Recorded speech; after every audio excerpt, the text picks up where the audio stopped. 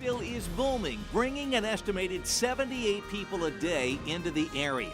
And with that growth comes growing pains, rising property taxes, rising rent, and higher child care costs. Tonight, Nashville Mayor Freddie O'Connell is sitting down with Fox 17 News offering solutions. Fox 17 News Growing Nashville Town Hall starts now. Good evening, everybody. Welcome to tonight's Fox 17 News Growing Nashville Town Hall with Nashville Mayor Freddie O'Connell in our studio.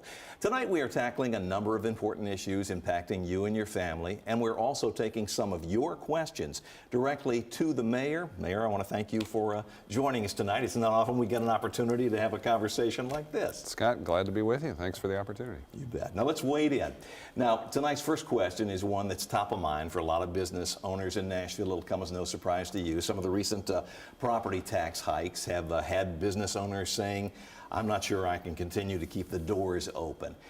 Metro Council approved this after you suggested it, because I understand you've got to pay the bills and that's where the money comes from. The question is, a year in, is this the right move? Any buyer's remorse? Your feelings about where things stand? You know, I think one of the things, and I say this as a former small business owner who's had to think about leases, I sympathize with when you see costs go up suddenly. But I also think we've had several small business roundtables in our office getting perspectives from across the city, including from some downtown business owners, almost all of them either local owners or operators or both of small business. And I think there's a recognition that this is a moment when we've seen property values go up in an extraordinary way, right? Across the board, 45% median increase in property value, and that's challenging in its own right, but I also don't talk to a lot of people who want to see their property values go down. This is a place where when you add that value, when you're creating things that are contributing to the city's growth, there is sort of a cost of doing business associated with it, but I think the results also speak for themselves. This is one of the only tools the state gives us to collect revenue, the things that we do to keep parks and libraries open, to fund our schools, to fund our police and fire. And what we've done with that is drive crime rates down for multiple years in a row now, including across the city last year in all categories, decades low rates in some categories. We've got the 2 best years of graduation rates on the city's record. So I think we're trying to make sure that it's not just a cost side, that this is a balance sheet examination. We're trying to deliver a lot of value at as low a cost as we possibly can. We only establish that rate in accordance with the 5-year impact of inflation on Metro, because we also experience those growing costs. So we're trying to not just look at it from a, we know that there are challenges out there, but I also know plenty of good business owners. They're going to look at ways to absorb the cost, just like Metro. We have to tighten our belt from time to time. We've done that in 2 of the 3 budgets that we've recommended, and we're doing it again this year. Now, toward that end, as a part of your State of Metro address, you announced the creation of a program that essentially would offer grants to what you referred to were legacy businesses and those who are feeling the strain, not necessarily for property taxes, but I guess if they get a grant, they can do what they need to with it. Can you offer any more details on that? Because when you first came out, we didn't know, what's a legacy business and how much money we're talking about. We'll have more details in the weeks to come, but I'll give you sort of the basic framework of it. It builds on a program we already have. We have a couple things. We have a fast-growing business grant right now that if you add enough employees in a year, you may qualify for a small business jobs incentive. We also have a property investment incentive grant that you can get basically $50,000 of property incentive reimbursed to your cost. We've worked with a local small business in just the past few months. It let them transform themselves in terms of just being a walk-up window to now having a lot of interior space to sit down, year-round comfort for guests and visitors. Peachtree over in Woodbine, which is great. And we want to see more uptake of that program. This is a new one. We're looking at all the details of how long you have to be established. We're going to have sort of a working group help us define criteria, but we think probably something in the neighborhood of that, $40,000, $50,000 per business. We'll pilot it out. We'll probably look to have some matching funds. It sounds like we're going to get some good support from partners to Metro, but my hope is we'll have some of the first applicants within the course of this upcoming year. I'm going to predict there's going to be great interest in this program, just taking a shot there. Now, something that's been brought up by a number of our news viewers, like Amy Hunt, would you support at some point a reduction in the tax rate? I know it's something you examine as part of the budget process with council every year. We think right now we're probably going to try to hold the line for a few years. I think that's going to be our best bet. One thing that we did propose in this year's budget, though, that is, I think, important and I think will be found to be very helpful to a lot of Nashvillians is we're proposing a significant reduction in the grocery tax. And it's something that we're allowed to do now under a new state law that just passed, and we're going to take immediate advantage of it. And we're going to talk about that in greater detail, you can be sure. Right now, though, working on affordability. Coming up next, the mayor's going to share his plan for what he just alluded to, some relief at the grocery store, which certainly impacts everybody in Nashville as they shop. Stay tuned. You're watching a special Fox 17 News Town Hall, and we'll be right back.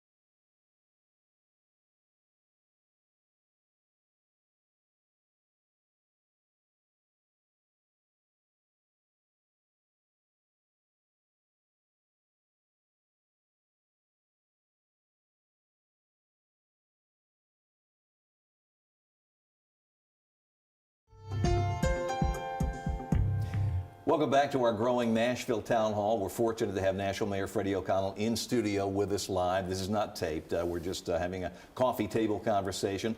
Something that I want to touch on now is something that you included in your budget this year. I think everybody's ears perked up when you said reducing the sales tax on groceries. Just so people understand, there is a state sales tax and, if you would, sort of a local option sales tax on groceries. And you can't do anything about the state's part, but you did make at least an offer as part of your budget proposal, and you've got to get Metro Council to sign off. Please explain how this would work. Right. It would basically mean you walk into the grocery store if Metro Council agrees with our proposal, and every time you spend $5, you'd see a few cents off that bill, right? And if you spend $50, $100 on groceries, you're going to see that add up over time. And so we know what this is. This is a tax cut. This means, to your point earlier, Metro reduces its revenue a little bit. And so this is a year where we're asking Metro departments to spend a little less. And I think it's the right thing to do for Nashvillians in a time when we've seen, I took office and we were already kind of feeling that impact of inflation. We want to do what we can to offset some of that impact for Nashvillians. And I think we've kind of already been through this moment of food insecurity with the extended federal government shutdown last fall, and that was one of the top concerns we heard was Nashvillians looking for access to food at lower cost. Now, the dollars and cents of that, I guess your office put out a proposal that let people know that over the course of the year, to the average family, this would amount to about $70, $72. And there was immediate pushback where some people said, well, thanks a whole lot for $72. It doesn't help a lot. What do you say to those people? I would say it helps everybody across the board. Putting a little bit of money back in your pocket means that you either have more to save, more to spend on things you want to. And again, that average number, You may be comfortable enough where that doesn't feel like it's going to be a lot to you, but I'll tell you, for the number of people that I handed a box of food to during the SNAP crisis, to the people we see signing up for Journey Pass, where we're helping eliminate that entire cost of transportation they might have right now, that $72 goes a long way when you're trying to make every dollar stretch. And so we're absolutely going to help a lot of Nashvillians with this. Now, I've been around for a long time, and I've seen the government get smaller and smaller and smaller. My question is, you're trying to, ask department heads to tighten their belt a little bit. How much more can belts be tightened? Give us some perspective on the shrinking of the government, because it's not getting larger, it's getting smaller. Yeah, I think you're right, and we're looking specifically at a lot of impact of where federal and state resources that used to be reliable sources of funding for some of our programs have shrunk as well.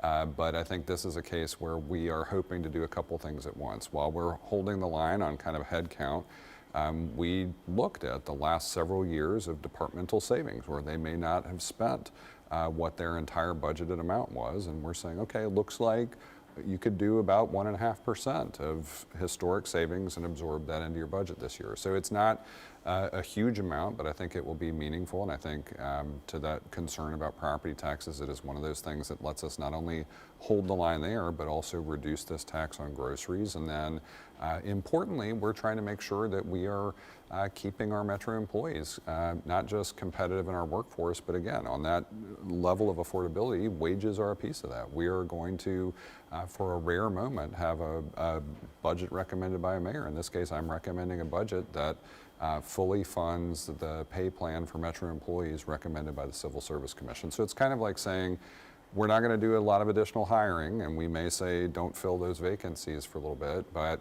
we're going to say, we're recognizing the work that you're putting in to be there where you might otherwise see another colleague join the ranks of Metro's workforce. You might not get that this year, but you're also going to take home a little bit more. Now, something that we've done in recent years is improve pay for police officers so you can keep people in here. Yeah. How is that going? Are we in a posture where we still have a lot of vacancies, or are we getting close to getting where we need to be? It's been great since I've been in office, thanks to Chief Drake's leadership and the incredible training staff at the Metro Nashville Police Department. We have sworn in more than 300 new officers to the force. We continue to make progress toward that sort of fully staffed mark. We did expand the sworn headcount of officers last year, so we're going to continue to grow into that. We'll have a couple new recruiting classes coming online this year, but one of the things that is in this budget that is very important, and this is a benefit of our new pay structure that the Human Resources Department and Metro came up with, is we now can make market adjustments. We know that one of the ranks of police officer is among the largest portions of the Metro workforce and probably in the greatest need of an adjustment. So we're going to try to ensure that our Metro Nashville Police Department remains competitive, not just regionally around Middle Tennessee or statewide, but competitive in the Southeast. Well, that's what you have to do. And I don't want to leave this public safety topic. I think there's a lot left to flesh out. One of the things I want to talk about is license plate readers and what they could do for Nashville. That's coming up next.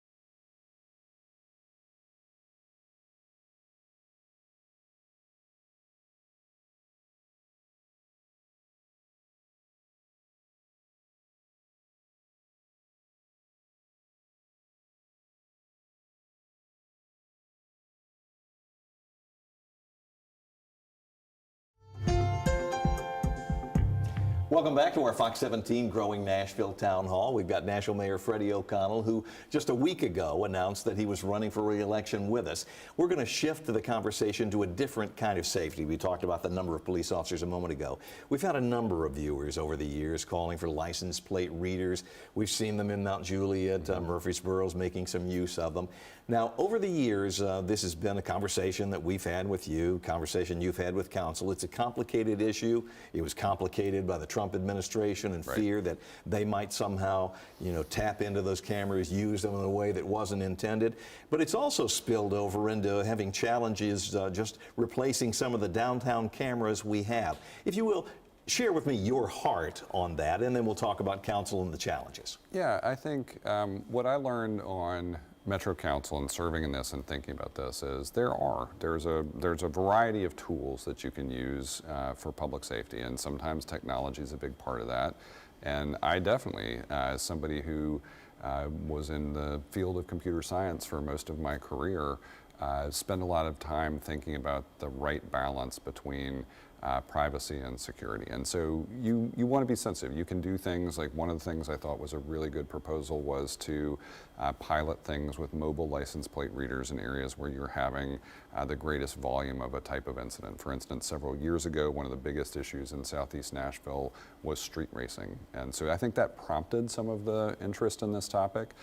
It is just a tool. I'll say, while we haven't been able to deploy them successfully on the long term in Nashville, one of the best things about having a great chief of police and a great police department is they're still making impressive progress on overall public safety.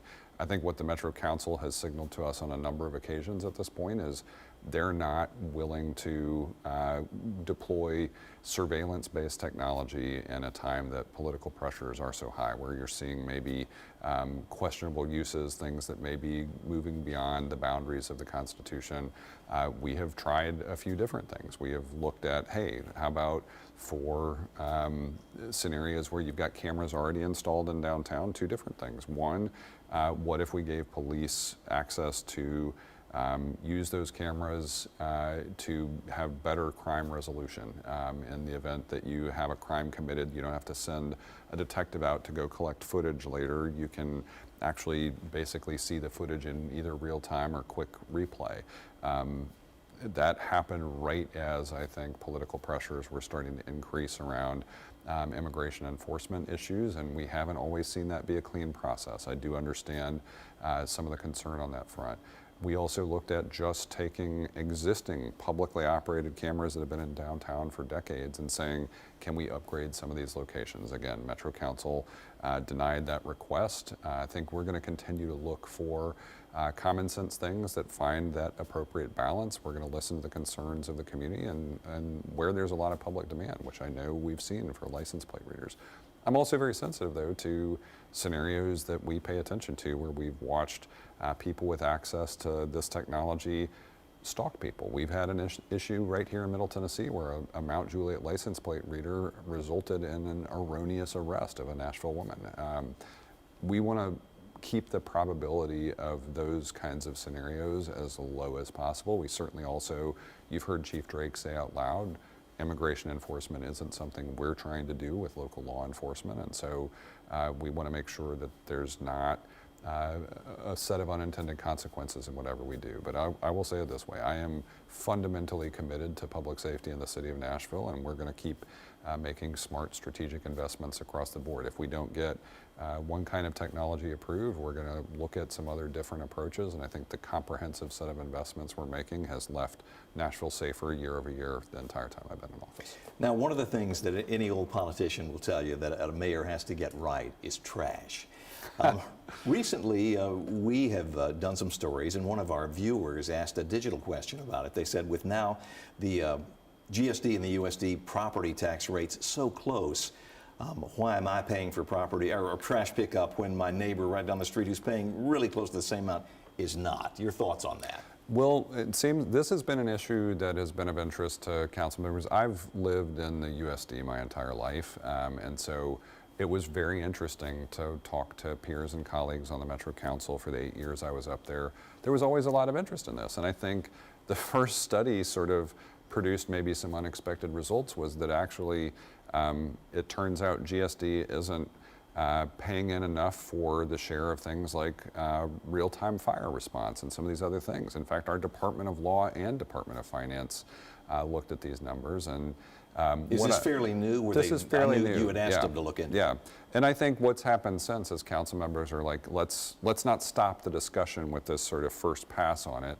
But I think that's part of it. It's a total look at the value. It's, you know, in the GSD, you're typically not getting municipal trash collection, some street lights, right? But you are getting this other collection of services. And we looked at it, and there was some liability around, are we actually allowing people to kind of subsidize other people in the city? And I think that's, I'll say for my part, I'm trying to get to an outcome that everybody agrees is the fairest possible version of delivery of city services and kind of where those agreements are. But we're going to play along with Metro Council as they continue to explore this issue. Yeah, that's the balance. Let's talk about child care. It's a major cost for young families. You know, can I afford to work? You and the council are trying to speed up the process of approval for people who want to have, say, a home child care center.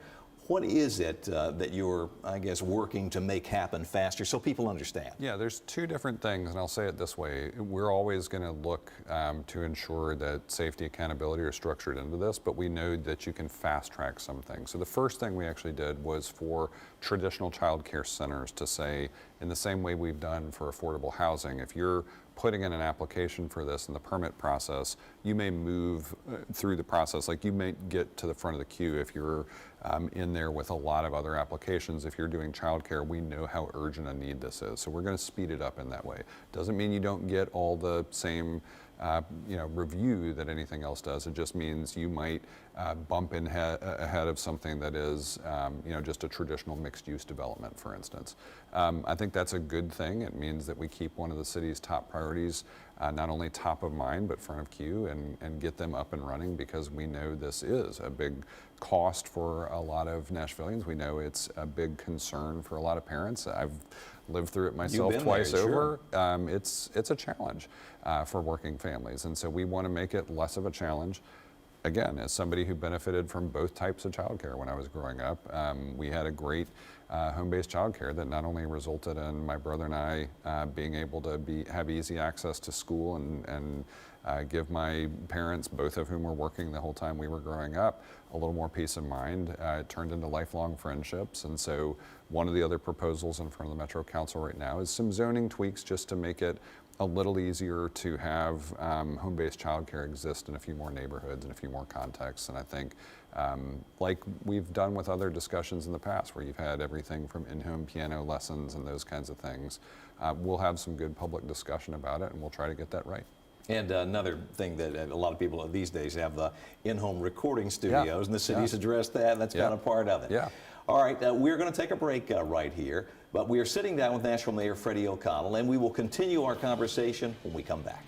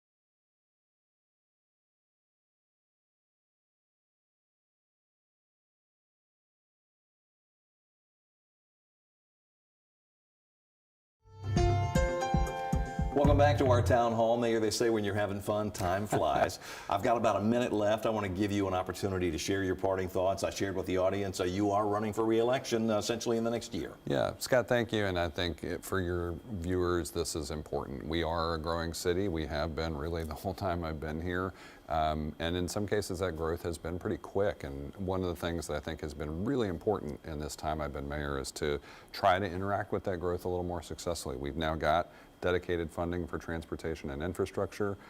Transportation is one of the biggest costs for most households. We're starting to bend that curve a little bit. Housing, another huge cost. We're making one of the biggest investments in housing affordability in the budget we just proposed. You heard about the grocery tax. We're really trying to create a comprehensive toolkit of affordability so Nashville can continue to demonstrate to the world that this is a great city to live and recognize that that might mean some more people want to live here. And I think that's exactly the right thing to do. It's what gives us more opportunities. Well, this is a time that's gone really quickly. I appreciate your willingness and your accessibility to come and speak with us, answer some of our viewers' questions. Thank you all for watching. This show will have a life online. I'll see you coming up tonight at 9.